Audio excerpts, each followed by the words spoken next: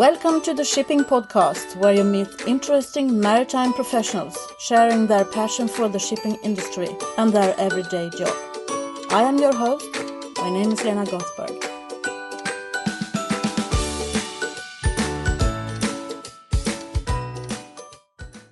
Hello there, listeners. Today I'm presenting to you a Greek woman called Danae Bezantakou. She's the managing director of Navigator Shipping Consultants and a member of WISTA Hellas. As you will hear, Danae is a very busy lady. She's got so many things going on for her. She's a member of different leadership programs. She's also started a mentor group on her own for female entrepreneurs. You will hear all about it in the interview with Danae, which was made at the WISTA International AGM and conference in Istanbul, Turkey, early October. I am Danae Bezantakou. I am Managing Director of Navigator Shipping Consultants. I'm also being involved in our touristic travel agency and hotel because they're family businesses. And I'm also trying to help women entrepreneurs to expand further because of all the crises in my country. So we try to help each other to create new opportunities. So where are you based? In Athens? Or? Yes, I'm based in Athens. Okay.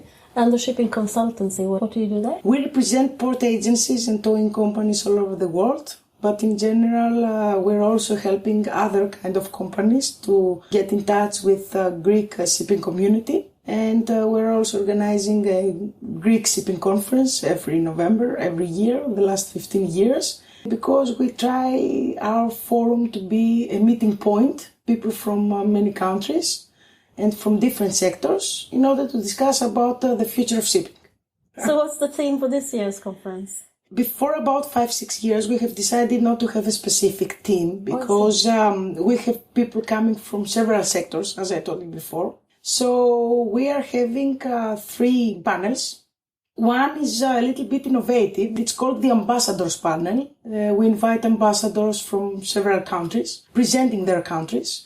And we try to bring them more in contact with Greece and empower the business opportunities. So this year we will have the Russian ambassador, the Cypriot ambassador, the Finnish ambassador, and the Estonian ambassador. The other panel, the second panel, is about the maritime education. Personally, I have created a group of students that's called Open Mind Group, and we're mentoring and networking university students and graduates with the shipping world. So we will have a panel talking about the next generation, because the shipping needs to create the next generation. And the third panel is about the environment and regulations and energy efficiency. And we try to have discussions, including ship owners in the panel. This is going to be the Navigator Forum of 2015. How did you end up in shipping? My family is in shipping the last 40 years, but I studied international hospitality and tourism management. So I was not supposed to become a female captain, as they're calling me, because my father is a captain. When I finished my studies and I went back to the office to work, I was working every summer. But when I went to work in an official way with money in my pocket, unfortunately we have just lost our vessels because we were ship owners. So it was a tough period that we had to do everything in order to save the vessel, as we say. And I moved to our shipping company because the only employee we had there went on board. He was a captain, so he went on board to work. So I joined our company. We had to replace him, and until we replaced him, I had to cover this place. So how old were you then? I am 36. I'm not so old, but I did it when I was 22. And when I entered our shipping company, because there was no other employee, finally I stayed there and I don't change shipping with nothing in this world. And the reason is because in shipping you give exams every day, which is not easy, but it has every day different challenges. When you really love what you're doing, you never work. So this is how I feel with shipping. And what I want to say is that it does not matter what you study or when you were 18 if you did the wrong choice, or if you did not know what would inspire you in life. The thing is to find it and try to learn in practice. And this is what we are also trying to do with the young graduates and young people. So even if you are still young, you have been around for a while in the shipping industry then? Yes, I have been around. No, I'm not 36. I'm going to 37, so I'm there, 15 years, about 15 years. So what changes have you seen for the last 15 years within the industry? The industry does not like changes, I can tell you. What I'm seeing the last 5 years is that the industry is forced to change, although they don't like. And we see it with the technology. And sometimes we see that the industry, not only in Greece, worldwide, they cannot control this change. And many times they disagree.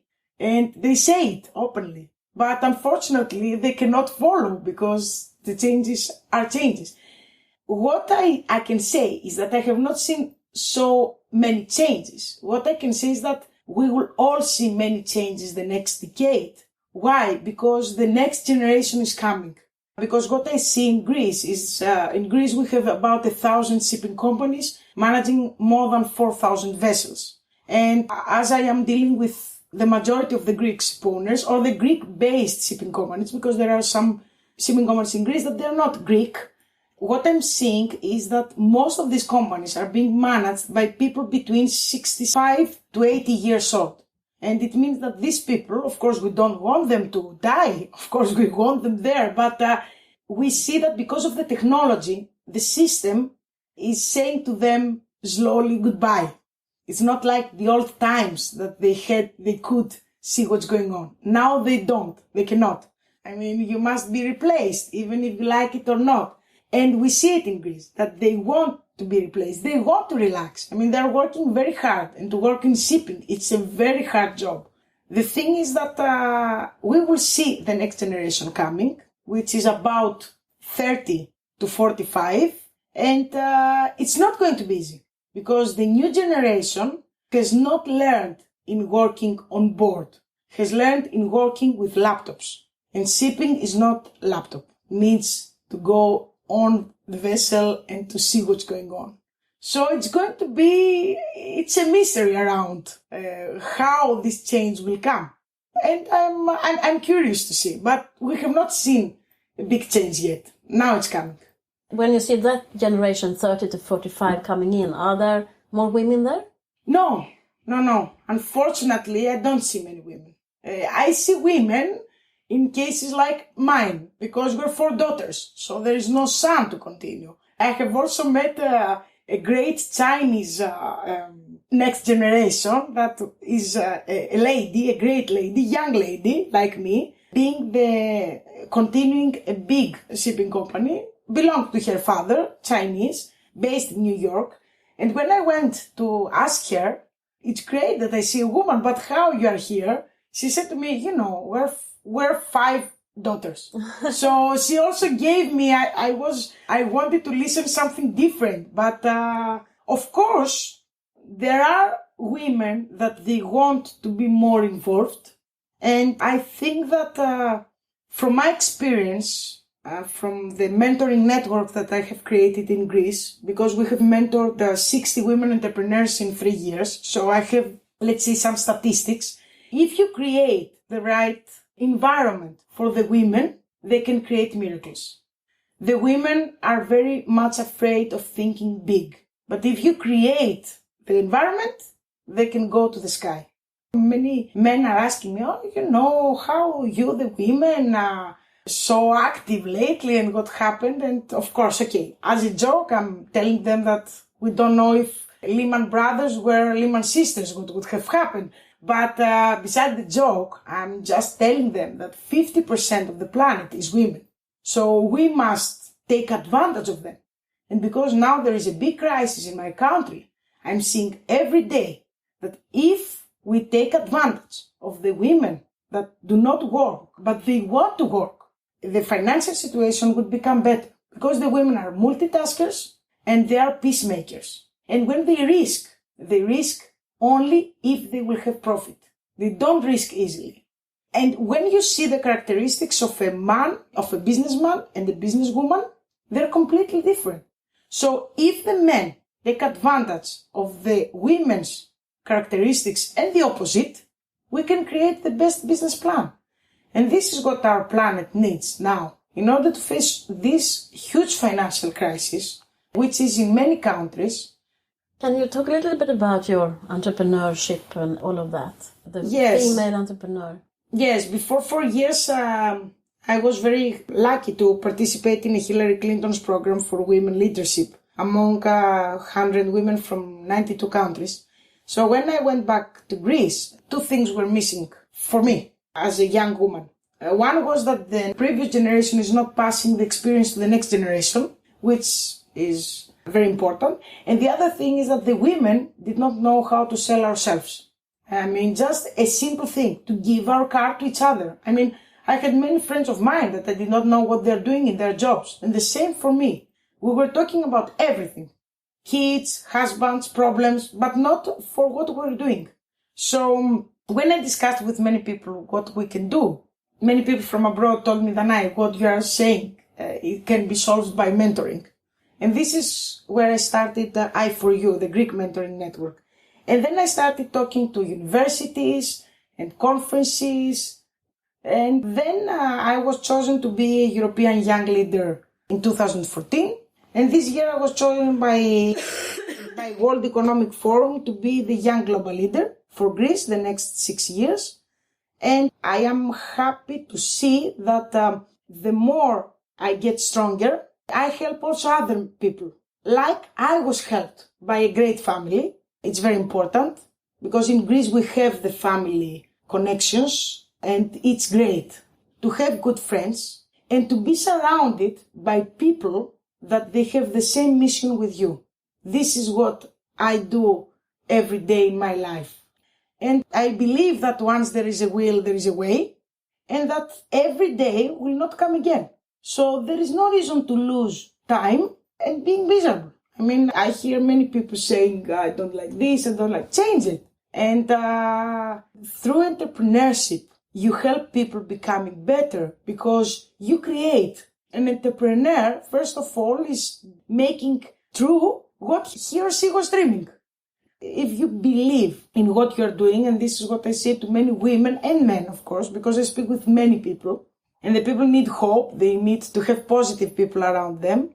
But what I say is that if you really love what you're doing, don't listen to anybody. Just go and do it. How come you came on that Hillary Clinton program?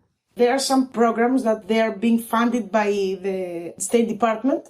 And I will tell you what happens, and many people do not believe, but this is it. Many times we're doing many things, and we're wondering, why I do all these things? Is it worth? And the Hillary Clinton's program, and what happened to my life afterwards, because it's funny that last year, for example, I was saying that, wow, I want to go to World Economic Forum, and then 5 months after, I just received the letter. And nobody was believing that I did not do anything to receive this letter, because you can understand that I cannot have best friends in World Economic Forum. I think that, first of all, yes, these people are being, there are many programs of leadership, of entrepreneurship, of education, of safety, that they're being organized the last 75 years. I participated in the International Visitor Leadership Program. And there are programs that they invite you in USA, and for 21 days you meet with several decision makers, and they show you what you could do in your country to become better. Of course, the decision is yours, if you want to do it or not.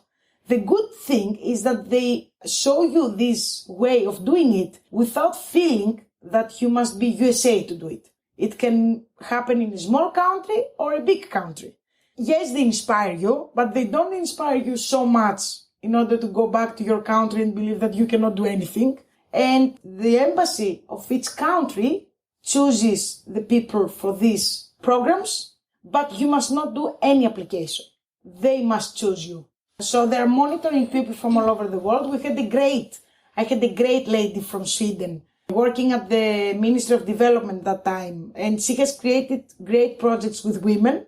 She has created many role models as women, and we're still very, very close friends. We meet every 6 months, I will visit Stockholm in December because 5 ladies of us, we meet every 6 months, and we will go there because our Swedish friend gave birth to twins, so we must meet the babies. So this program has also brought to us long friendships, and also my Swedish friend has helped me a lot in seeing how I can do things in Greece, because she has worked on many Swedish projects on women. You know, the more I travel, because I travel a lot all over the world, I understand that it's in all countries there are problems. And small or big or small. The thing is the way to face these problems. And this program has helped me a lot to communicate with many women from all over the world. You know, it's amazing to be with many countries and understand how lucky you are to be born in a country like Greece, and this is why I love my country. It gives you perspective of things. Yes, and I tell you that the Swedish lady helped me very, very much. So, and it's amazing that the friendships that I did in this program, if you could say it as a joke. I mean, you would not believe that a person living in Greece, would have been so close with countries like I'm doing projects right now. But this is it. How wonderful. Yes, it's great. So, and now you said you're in a program for the 6 coming years with World Economic Forum. Exactly. What were you supposed to do then? The first contact I had with World Economic Forum was last August, because I participated in the Young Global Leaders Forum with 500 people from all over the world. There are great projects from World Economic Forum that are being run about poverty, gender parity, global dignity, food, environment, water. And I am involved in the global dignity and the gender parity groups. I have this contact with the World Economic Forum the last 4 months as I'm a new member. And this is the reason why they make you Young Global Leader for 6 years, because it's a huge agenda that you can cover. What I try to do is that when you enter these huge organizations, the first thing they tell you is that don't worry if you are important. In order to be here, you are important. Because this is also something that the women we do. You see it, and I see it. When I enter these international fora, I see that the men are very serious and very sure about themselves. But the women, we are worrying why we're there. I mean, the men say I'm here because I'm important, and the women will say why I'm here. Not even that am I important. So the good thing is that after so many international fora, I have understood that I'm doing something that is important. But what is happening, this experience was unique, and I want to give more, because the more I am participating in such fora, the more I feel that we must help each other by trying to make synergies. I believe a lot in synergies, and not have different ideas and doing different projects or doing different projects for the same idea. It's nice to gather people under one mission. What I really like is that it's very important to find the right people for the right positions and to be together and make synergies in creating something big that will be good for many people. And for me, it's very important to create the next generation. It's very important to learn, to help my country to understand that all the generations must hand to the next generation. And it's also very important for the women to believe in themselves. I am lucky to have a daughter. So yes, I would like to create a nice world for her. At least to be able to do whatever she wants. Even if she chooses to stay at home. It's also great. It's interesting. I met you before you started all this. I can see that it has some impact on you, and you are growing. You are growing as a person and developing. Yes, and this is very important because, you know, Lena, as I told you, because we live once, many people keep asking me, because now we have the social media. So people are seeing what I'm doing through the social media. And many times I listen to the same phrase. How you find time to do things? And my reply is not anymore that, thank you, you're great, thank you. No. My reply to them is that if I find time, there is also time for you. So if we all find some time to do something, so I'm trying to do things and inspire people like I'm inspired by other people. Going back to shipping, how do you think the shipping industry could become less invisible? How could the general public know more about shipping? Okay, this is a dilemma also of how the young generation will handle it, because they're not used to be in front of the camera. They're used to be behind the scene. I believe that it's very good, and some people are doing it already in Greece, and I really support what they're doing. It's very important to show the history of shipping and to take out, we have plenty of examples in Greece, that there are 200 years families in shipping. And it's great that my friend Ilias Biskias of Naftika Chronika is a very important and famous.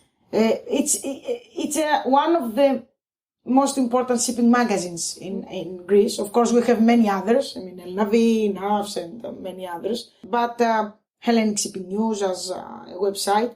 But Ilias is trying to show to the young generation the history of many shipping families. What we see is that the young generation is also more open to discuss. What I'm doing as Danae, because it's nice not to say in general, is that I'm trying to find solutions to the problems. I hate, to say things without trying to find a solution about it. The solution that I'm doing about making shipping being more extrovert is that we're doing many discussions into their offices with the young generation, and they're opening their heart and they're saying their stories. So they're becoming a little bit more extrovert. I see that a great thing of the Greek shipping community is that because they don't want to spoil our history, which is a great one, is that there are young people saying things about the Greek shipping community, but they're people that they have been not tested, but they have worked in the shipping community, like I had the honor to do. And we know shipping. We love shipping because it's very dangerous lately, because shipping is, is a profitable job, but sometimes it's not profitable. It cannot be profitable all the time, but it's supposed to be a profitable job. So it's dangerous to open our hearts to people that they don't love shipping, because they may spoil all this, let's say, nice mystery, nice history of shipping. So this is why we're also organizing this forum, the shipping forum, because it's a meeting point of showing the nice face of shipping, even to young people or to people from abroad, and trying to make it a little bit more extrovert, because through the forum, some TV channels are coming, or we give interviews to many magazines, newspapers, not only Greek ones, but also from abroad, like Trade Winds. So we're trying to make this a little bit more extrovert by showing the nice side of this. Yes, of course, the social media, we see more and more shipping companies and magazines, and we see them more and more in social media. And the social media, because many people are saying, yes, you use this or you use that, and it's not nice. I disagree. If you have some rules in using anything you use with the way of thinking that you have, it can be good. But it's up of how you use it. Yes, of course. You need a strategy to build onto your business goals. Exactly. And the communication plan should only and how you present it. Yeah. I mean, it can be presented in a nice way, it can be presented in an offensive way. Yeah. Because sometimes in social media we're becoming a little bit more aggressive than what we are on a daily basis. Mm. So I think that if you control it, if we control what we write and how we act, this can be great. It's the same with social media as with everything else. I mean, I wouldn't be too open-hearted about what I do with my business, but I can still talk about it. It's the same with social media. If I write something correct and present it in a nice way. Yes, I will tell you something, that during all these 4 years that I did not know social media. I'm learning social media, as we all do. I never had, let's say, a bad moment in social media. I may have disagreements by people, but nothing that has made me not to sleep at night. Because it's how you treat everybody. What we're saying again in my country is that before you speak, put your tongue in your mind. So if you do the same in the social media and you don't react, it's like with the kids. When I'm stressed or angry with my daughter, a friend of mine has told me, look, you will take some breaths and then you will speak. So the same, I think, must happen. It's good to happen also with social media. Yeah. Not writing immediately what you believe. Think about it and write it. Yeah, I think you're correct. So who would you be interested in listening to in a shipping podcast? Who do you think I should interview the next time? I'm laughing because, it's what we're being accused in Greece is that we are proposing Greek people. I will propose a woman. You can understand why. I will propose a woman that I really like what she's doing because she has done it completely in a different way than I have done it, because she started alone and she became who she is without any, let's say, family background. And in shipping, this is not easy. And this is Dorothea Ioannou of the American P&I. She has become a global business manager.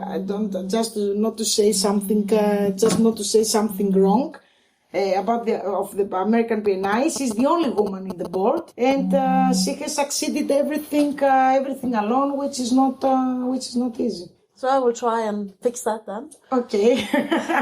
Thank you very much, Danae, for taking the time. Thank you, and thank you for creating something innovative for shipping.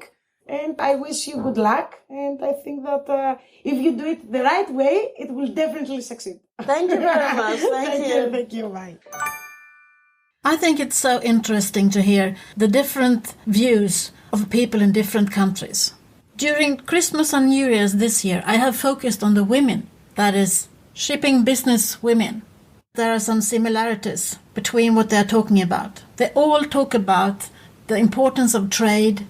In a way, they agree with me that we are invisible as an industry, and everyone is talking about recruitment, and it has to start in an early age when they go to school. I will continue to try and get answers from people who know what we can do about it. But until then, there is one lady left. Until then, you can help me. Have you done your review on iTunes yet? Remember that I can see who's been there. Please help me with that. It will mean so much to me and the Shipping Podcast. Go back to where you found the podcast on iTunes Store. That is where you write your review. And if you can't find it, go into the shippingpodcast.com, the website, and there are really good instructions of how to make a review. It's for rookies. I didn't know myself before I started this, but now I know. So I made a really detailed instructions for everyone to understand. Looking forward to reading what you think about the podcast. Thank you for listening to the Shipping Podcast. Don't forget to subscribe, and hey, you can always tell your friends about it.